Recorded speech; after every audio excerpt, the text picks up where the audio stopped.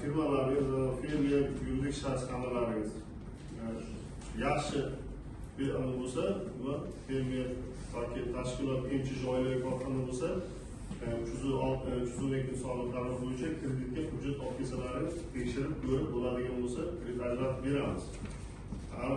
Ajratilgandan keyin har bittasiga 3 tadan ishchi o'rni olinishi kerak bo'ladi.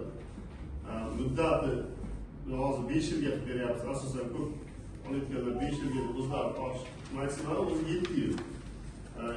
2 yil imtiyoz davri bilan beriladi. 100 milliongacha garovsiz kredit.